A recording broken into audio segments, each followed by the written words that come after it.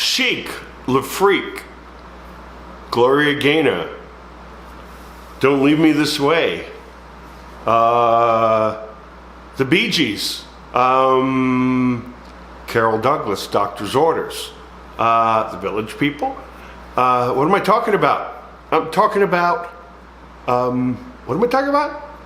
Disco, the height of disco, and what an incredible trip it was. I got to play the legendary Studio 54, the epitome, the top, you don't go any higher than that, twice. The first time there was a girl named Madonna, who was a nobody. She just had her first song out, and she was my opening act. And I got to play the second time for George Lucas for the Return of the Jedi premiere opening party in New York City. So, let's rewind. I had a loft on 38th Street, and Joey Arias was one of my 5 roommates. Joey worked at a place called Fiorucci, which a lot of people will remember. It was an Italian designer store up on 59th Street, right around the corner from Bloomingdale's and Lexington Avenue. And Joey was the guy with the red hair. I'll see if I could find a video clip. Maybe I could find a video clip where Joey and Klaus performed in the window of studio, and Joey was like the head salesperson over there. My record was out, and Fiorucci had, I don't know if it's a 10th or the 15th anniversary party for Fiorucci. And since they were a designer, they were the who's who of people invited to this party. So Joey came up to me and said, would you like to be the performing act for the Fiorucci party at Studio 54? And I was like, oh my God, yeah. So I want to say right now, if it wasn't for Joey Arias, and you can Google him, he's a legend in New York City. If it wasn't for Joey Arias, the Man Parrish look that you guys know, with the cape and the makeup, the graffiti jackets, Joey Arias and Adrian Richards pulled all that together. Those are the 2 guys that you see in my video. Truly, truly amazing, incredible guys. Joey was friends with Kanzai Yamamoto, who is the designer who did the David Bowie outfits with the stripes that go down with the bold legs. And he was a Japanese designer, did all of Bowie's outfits, a lot of Bowie's Ziggy Stardust outfits. And Joey knew him, and Joey managed to get a black jumpsuit that I had that was made out of corduroy, and like I can only say it's like a Darth Vader cape, let's put it that way, with a hood. And Joey and Adrian were in 2 plastic graffiti jackets, and on the bottom they had these skirts, and they used to twirl, and the skirts would come out like twirling dervishes. And when I had the cape over my head, I would start the show, and the smoke would be piped up through the cape and come out over the keyboard under a blue light and then fill the stage up. And Adrian had made this incredible, we were into the Dark Crystal, this incredible puppet. And it took Joey and Adrian, I think, was it Joey was behind, or Adrian? I think Adrian was behind running the mouth of the puppet, and then Joey did the hands of the puppet, Adrian running the mouth with, this thing over it, and it would come out and walk through the smoke and find me on stage billowing all the smoke and pull my hood off, and there I was, all spray painted. Joey had glitter spray. It was like hairspray with glitter, and my whole face was gold glitter, looking like a robot. Joey and Adrian were amazing. I mean, we did some amazing, amazing shows. So I said yes to the Studio 54 show, and a few days before the show, I got news that my mother died. And it was like, oh my God. Okay, I don't want to put off Studio 54, let's just see how this works out. Well, it turned out that I went from the cemetery, putting my mother in the ground, getting in a car, coming to the back door of Studio 54 in the mid-afternoon to do a dress rehearsal for the show that night. I mean, I was a complete and utter vegetable, right?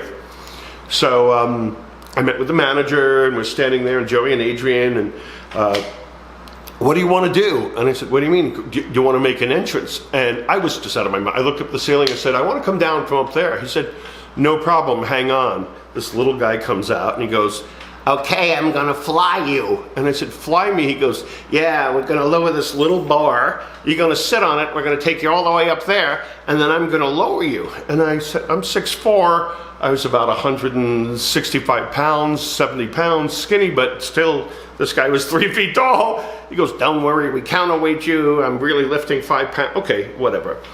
So we did a rehearsal. We didn't do the flying thing. We left. I went home. We got changed. Kike Rivera drove the van. We all got into the van. I don't know if we met at my loft or we picked people up along the way. We went to the back door at Studio 54. The guy wouldn't let us in because he didn't know who we were. And I'm banging on the door, and what do you want? I said, I'm Ed Parrish. I don't care who you are. Got to go around the front. And I said, I'm the act. He goes, yeah, right. Anyway, after banging on the door, they finally let us in. We go upstairs to the dressing room, and we're kind of getting ready. I think we went on at midnight. Madonna, some girl named Madonna, and I remember her from the Funhouse, come to think of it, but I didn't put two and two together. Anyway, she was going on at, when she was at the Funhouse, she didn't have the record, so I didn't make the association. She was going on around 2 or 3 o'clock, and the main act would go on at the height of the evening, 12, 1 o'clock, and the opening act would go on 2 or 3 o'clock in the morning. They would sort of like throw in an extra show, but by then a lot of people had left. Had left. So we're in the dressing room about 45 minutes before we're going to get ready, and Madonna tells one of my guys, or did she come in the dressing room? Anyway, she said, there's been a change in schedule, that she's going on first, and I was going to go on later. And I was disappointed, but you know what? I was pretty cool about it. You know what I mean? Things happen. Okay, I'm at Studio 54. Fine, as long as I'm there, you know, I'm having a ball, because I used to go every weekend, and here I am now performing there. So everybody split up and went into the room, and about 20 minutes before we're supposed to go on, or 15 minutes, the stage manager comes up and says 15 minutes. I said, what do you mean 15 minutes? He goes, you're going on in 15 minutes. Where is everybody? Weren't you guys ready? And I said, well, told us that, you know, they're going on first, not us. He goes, are you kidding me? That bitch? You go find everybody. And I remember running through the club, trying to find Joey, trying to find Adrian. There were a woman, Kim, and she had brought her kids with her because they were performing on the stage. I'll explain that in a second. And I had to pull everybody together, and there's some yelling and screaming and all that kind of stuff, you know, down the hallway. So we get in the dressing room. We can't find the Kansai Yamamoto jackets. They're plastic. And we're going crazy, and somebody hit our jackets, and they're looking for them. I said, go next door to the town dressing room. No. And then one of the dancers came in, her dancers, and she said, you'll find the jackets hidden behind the radiator down the hall. These are old New York City buildings, and how they heated them in the wintertime was through steam heat and had radiators, and they were plastic put behind the radiators, and they were starting to melt. So we got them out, we plunged them into cold water, dried them off, and they put on the clothes. And we're about a half hour late, but at Studio 54, nobody really cared because no one knew the show was going to happen. Studio 54 had a stage, and then they took the, what was the theater where the seats are, and they continued from the stage, and they just put wood all the way out to the back wall. In other words, the seats would be underneath the dance floor if that was the case. They took the seats out, but if you're going to look at it, they took the seats out from the dance floor. They had the dance floor was the whole, you know, downstairs orchestra seating part that went all the way to the stage. And because they had the stage and all these scenery, these sets, I mean, literally a house would drop down over you as you're dancing, and then suddenly you're inside like this set of a house and people are outside dancing, looking in the window with the doors open. You could walk in and out, and then the next song that would come up, and it was on TV. There was a famous Coke, a moon, and a Coke spoon would come to the moon, and the moon would take a sniff, and these little lights would light up, and its brain would go crazy. And it had there was a balcony, a catwalk balcony that was on wheels, and they could remotely control it, and you could dance on the balcony and would ride back and forth over the dance floor. Now, Studio 54 was a very tiny space. They think it's this big giant mega disco, but I'd say half the clubs, out there are probably bigger than Studio. Studio was a small theater that they converted over. So when you went into Studio 54, you're going, oh, this is not that big. And it wasn't that big, but it was incredibly exclusive. There was, when you walked in, there were the gold doors, and then there was this black hallway with pin spots, and you could hear the music, and as you turned the corner, right there, I guess they took the walls down, under what was the balcony was a bar, and then there's some steps that went down. On either side there were banquettes, upholstered with like silver. Well, they changed it every year for 3 years, but that's what I call the Rat Pack. The Rat Pack would hang out there almost all the time. Andy Warhol, Liza Minnelli, Diana Vreeland, Truman Capote, Mick Jagger, Bianca Jagger, Halston. I got to go through all these. There's Lee Majors, the $6 Million Man, and Farrah Fawcett. They were all there the night I performed, including Henry Kissinger. Now, there's a famous photo where Henry Kissinger is dancing with Brooke Shields. But when we were there, he danced with this girl that wasn't a girl. I think it was Putasa. And if you're really an old school New York, gay dude, you remember that name from the late 60s, early 70s. She was this, I don't think she was a sex change because they weren't available then, but she was this incredible looking Spanish girl. I mean, like gorgeous fashion model, but she had balls. And she went up to Henry Kissinger and asked him for a dance, and here's this beautiful girl, and he's dancing with her, and Henry, there's photographers here, that's not a real girl. She probably had lower hanging balls than he did. Let's put it that way, right?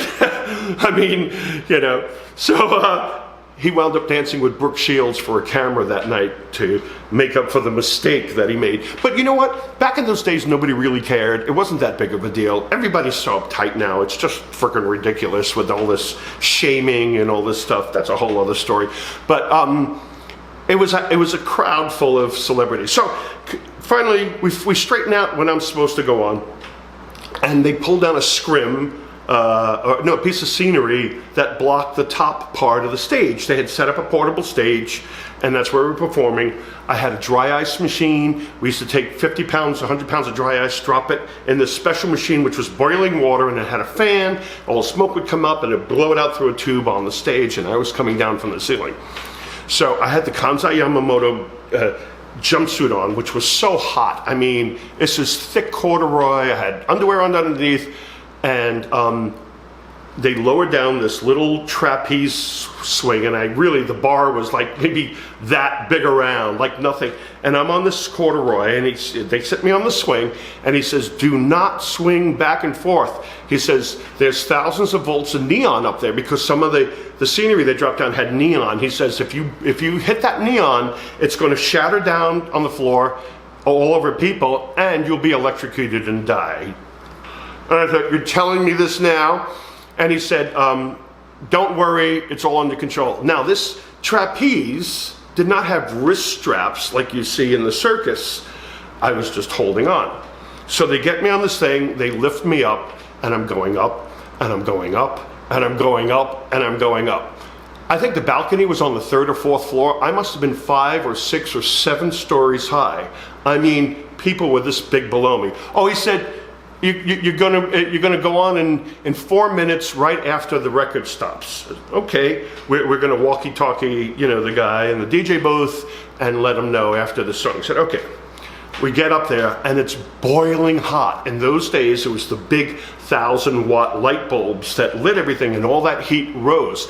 And I'm in this cape, and it's coming underneath the cape, and it's so hot. There's salt, sweat and salt and makeup running into my eyes, and I'm hanging on to this thing, and my hands are wet, and I'm starting to slip, and I'm in this corduroy jumpsuit with a corduroy cape, and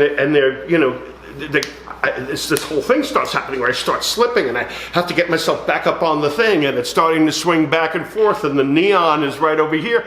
And I'm looking down, there's neon back there, and I'm slipping and holding on. 4 minutes goes by, 7 minutes goes by, 12 minutes goes by, nothing. They put on the next song. Another song comes on, the third song. And I had a panic attack. I start screaming. You could just, people were this big, and I'm looking down going, help, help, because I thought they'd forgotten me up there. I'm screaming my breath, get me out of here. And I really freaked out. It was like 12 o'clock. I thought I'd be up there until 5 o'clock in the morning, until the music stopped. And sometimes the music stopped at 7 or 8 or 9 o'clock in the morning, until they suddenly realized, you know, oh, right, oops, we forgot, we left them up there. So the music stopped all of a sudden.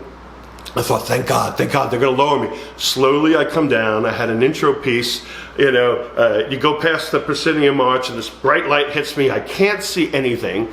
And I look down and I could see the smoke, which is supposed to be this far across the stage. Well, the guy that was running the smoke machine was a terrible alcoholic. And he turned the switch on, turned around, was drinking, and walked away.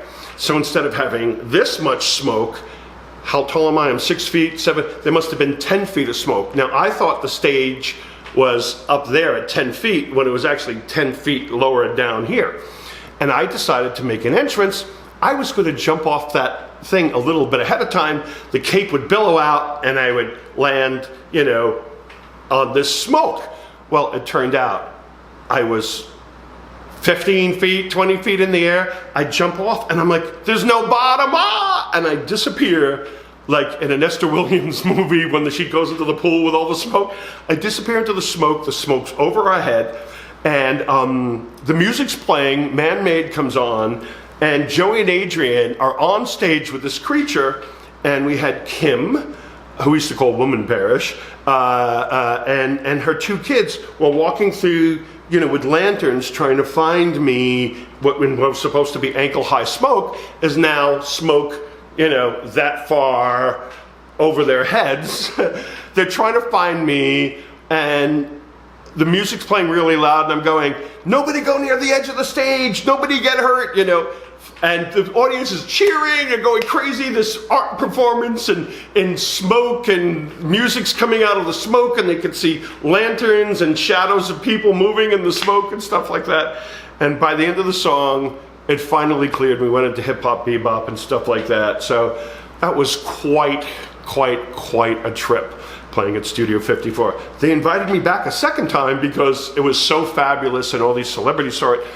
George Lucas asked that I play for the Return of the Jedi party. It was the opening premiere of Return of the Jedi in New York City. Probably Google the date of that and you could figure out the date at Studio 54. They had rented it out exclusively and they were doing a premiere party. And for that one, no coming down from the ceiling. I learned my lesson. I stood on the balcony and they had this massive laser. I remember they had it in the back and it had to be cooled by water or something, and the tube was a fiber optic tube this big around, and they gave me this laser which looked like a fire hose, and the guy said, don't point it into the audience because you'll either blind people or burn their skin. And I'm like, why do you tell me this stuff the last minute before I'm supposed to go on? Why don't you tell me this while I'm getting ready so I know? He goes, we have a bunch of balloons, clusters of balloons set up, you know, around the club, and just pass it through the balloons and we'll hit a button and we'll blow up the balloons because your costume looks like Darth Vader. You're going to look like you have a giant lightsaber. And out of it came this giant beam, and they smoked up the room, and as I was singing, I guess it must have been Man Made, I'm swinging this laser and lightsabering through these balloons, and the room was Studio 54. I'm very lucky to have not only got into Studio 54 every weekend. My friend Linda used to make pretty eyes to the doorman Mark, so we got in no matter how big the party, how exclusive the party. It's like, hi Mark, you know, and Linda and I got in. Linda would sew clothes. Linda Gerasi, she'd sew clothes every weekend And I remember she made these outfits out of silver material, but the material wasn't waterproof. We used to drive it. She had a Gremlin or a Pacer or something like that, and we would drive and park at the municipal parking lot next to Studio 54 on 54th and 8th. There was a municipal parking lot in the corner, and Studio 54 was the next building in. And in that basement was a big recording studio where groups like Toto recorded and stuff like that. But we would wait for a limo, and we would run up alongside the limo, and the moment the door opened, we would come out from the street into the crowd like we were coming out of a limo. So this guy Mark thought we were like these rich kids because we always appeared in a limo. And he always let us in because it was very exclusive. As you know, people couldn't get in and stood outside and all that kind of stuff. So that was really, really cool. So one day it rained, and this material had just started like saran wrap, like cellophane wrap in front of a hairdryer. It just started crinkling up, and Linda's dress got shorter, and my thing and it started dripping blue ink over this silver stuff. Oh God, it was amazing. It was just and my hair was purple one day and green the next when people didn't have it. It was just such a trip, really such a trip. Madonna was my opening act.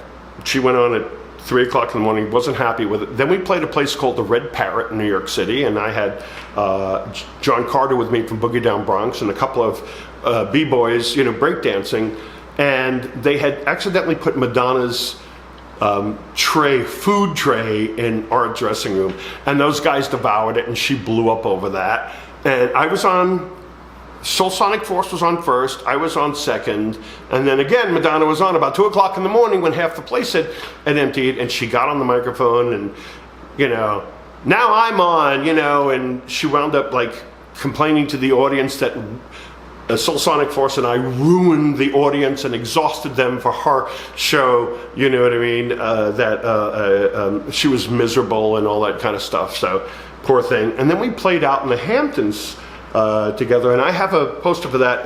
I think I played Friday and she played Saturday or something like that, and her picture's above and mine's below. I think that was something that she demanded that time because of the other 2 times. I'll see if I can find that and post that on Facebook. It's out there somewhere. Anyway, I'm so lucky I got to play at Studio 54. We went every weekend. There was a famous thing where a woman comes in like Lady Godiva, completely nude, with hair covering her private parts, side saddle on a horse, just come in and leave. There was a famous drag queen called Rollerina who dressed up with cat's eye glasses, a little pillbox hat, a kind of like Cinderella fairy godmother, and roller skates, and would just come flying through and christen everybody, and like, what the hell was that? And then take off again. People used to go up in the balcony and do coke and have sex, and supposedly underneath the dance floor is where they stashed all the money and the cocaine and all that. And the fall of Studio 54, by rumor, and I think it's true, Steve Rebell was on, I think, the Dick Cavett show, or somebody's show, and said something about, well, you must have made a lot of money, there must be a lot in taxes. He says, oh, we don't pay taxes, we're Studio 54. Well, the place got shut down right after that. They actually, Steve Rebell and Ian Traeger, wound up opening the Palladium, which was Studio 54 2.0, and I've got stories in my Boy George thing about that, playing there on stage with Boy George Marilyn, Jocelyn Brown, Diva Gray, and Michael Wadetsky, who's gone now, myself. That's a whole other story. Well, anyway, I was lucky to be alive. It was a great time in music. It was a great time to be alive. Nobody gave the F about what you did, and music was cool. The people were even cooler. We wound up going back to Halston's house, and everybody's I didn't do coke, but everybody was on the couch doing coke and getting high and all that kind of stuff. That's in another story, but it's pretty cool stuff. Thanks again. This is season 4, episode 1. This is our 40th video. I'm starting the season off on a good one. There's going to be some heavy stuff this season coming down the pike. Not so happy stuff, but I got to tell it all. Thanks, guys. Keep watching. Subscribe, like, and thank you.